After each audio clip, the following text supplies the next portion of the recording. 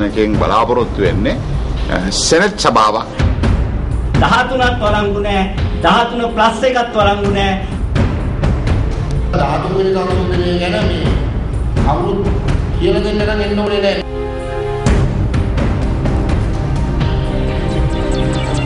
Good evening and welcome. This is Primetime News on MTV Sports live from the News First studios in Colombo. My name is Nadim Majid. And I'm Sonali Vanigabaduge. We start off with a look at tonight's headlines. Making headlines this evening, discussions between the Government Medical Officers Association and the Secretary to the Ministry of Finance end without an agreement. Hospitals crippled. An individual is hacked to death in the heart of Galle. And on Sports First tonight, Angelo Matthews named captain of the Sri Lanka 2020 cricket team.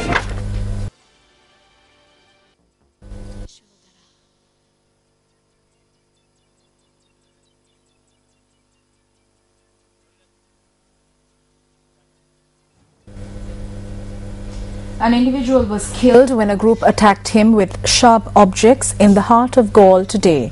The victim has been identified as Kumara Seniviratna.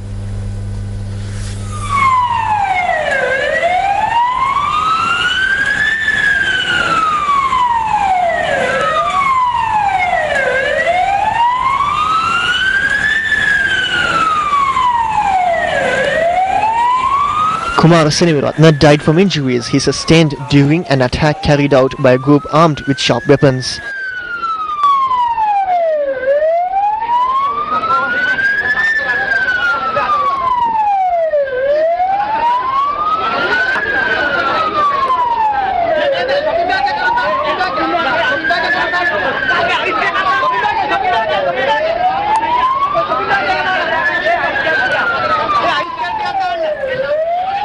Seniviratna had been riding a motorbike when he was attacked.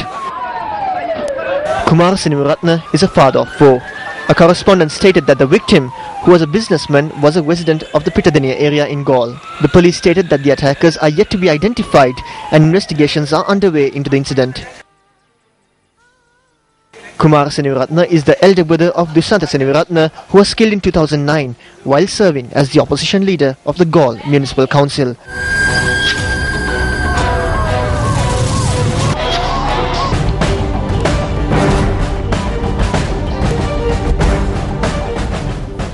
A book titled Gamini Dissanayaka, An Immortal Leader, was presented to President Mahinda Rajapaksa today.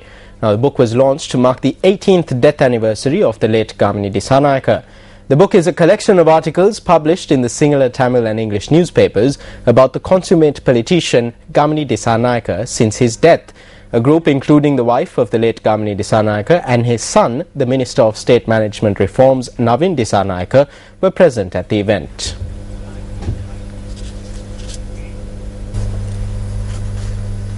Several views were expressed at various media briefings and meetings that were held today on the 13th Amendment to the Constitution. The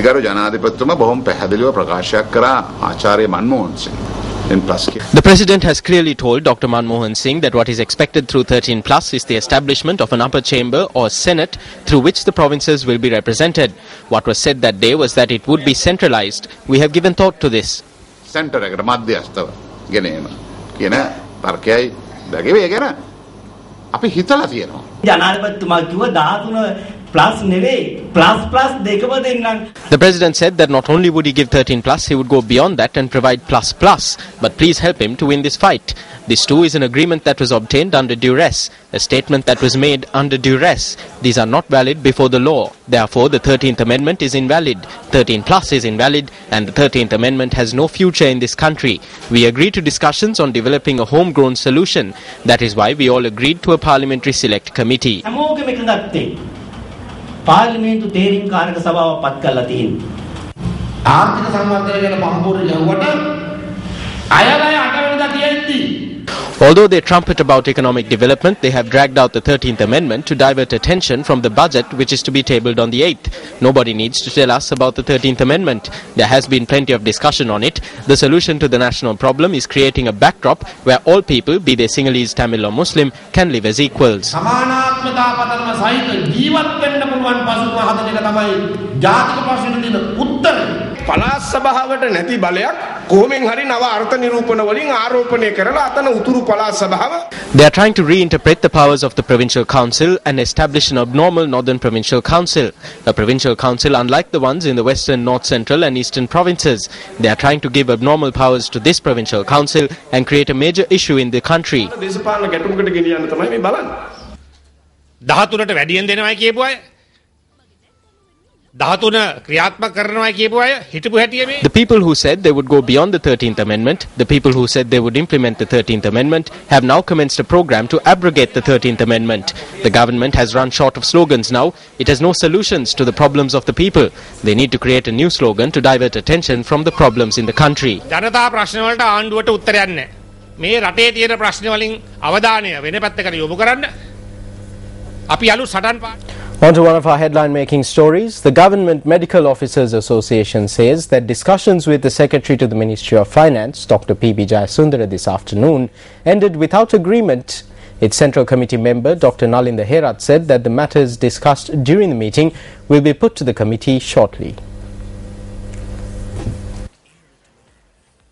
The Government Medical Officers Association commenced an island-wide token strike this morning, citing several demands. Our area correspondents noted that, owing to the strike, activities at many hospitals had come to a standstill. Director of the National Hospital, Dr. Anil Jayasinghe, said that the OPD of the hospital was not functioning due to the strike. The Government Medical Officers Association said that the token strike will end tomorrow.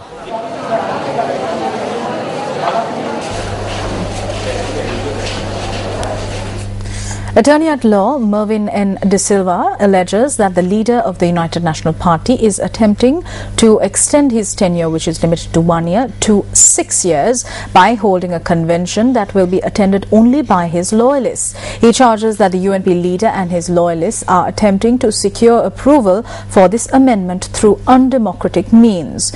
Meanwhile, the General Secretary of the United National Party stated recently that a proposal to limit the party leader's tenure to 6 years will be presented at the party's convention.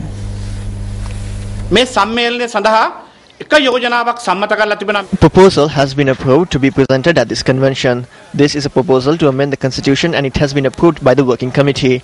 It is the proposal to limit the tenure of the party leader to 6 years, which is approved by the working committee. We hope to present this proposal at the party convention.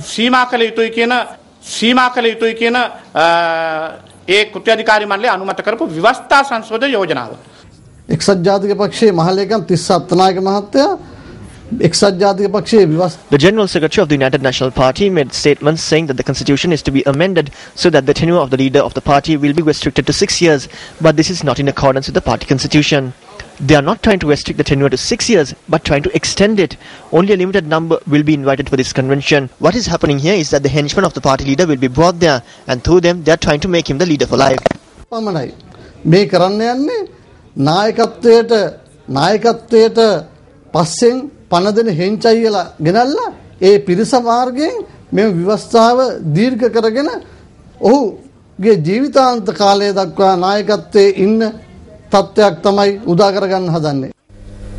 Meanwhile, addressing a letter to the opposition leader, the United Bhikkhu Front requests the suspension imposed on MPs who attended the Hyde Park rally be lifted if he respects the views of the Mahasangha. Now, the letter addressed to the opposition leader notes that the rally organized on the 18th was aimed at creating a law-abiding country by abolishing the executive presidency and the 18th Amendment. The letter addressed to Ranil Wickremesinghe by the United Bhikkhu Front also notes that the rally was held for that purpose and not with the aim of establishing a party. The United Bhikkhu Front convened a media briefing in Colombo today over this matter.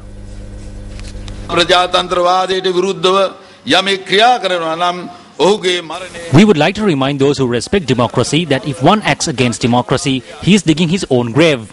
Therefore, we would like to tell him, with love and respect, if he is suspending their memberships for accepting our invitation and attending our rally, that is not democratic.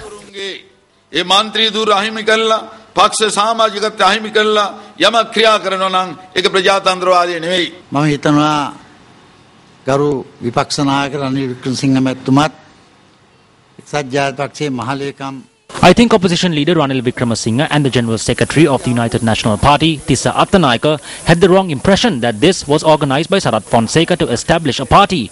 They should understand, at least now, that it was not so.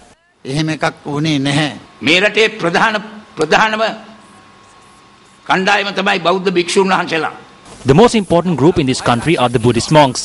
It is the Mahasangha which represents the 8.6 million strong Buddhist family that organized this meeting.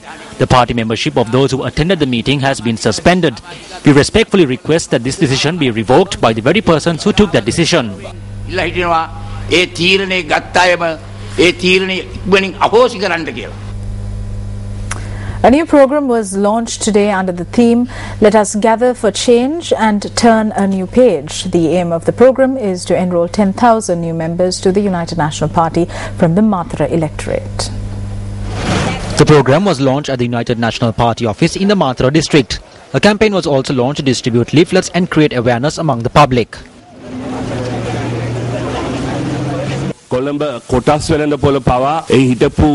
Just as the former chairman of the CSC stated, the CSC is also facing a situation where it is being governed by a mafia which has government protection.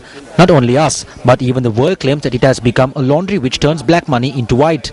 It is the public who has to pay tax for all this. Therefore, the cost of living has also risen like never before.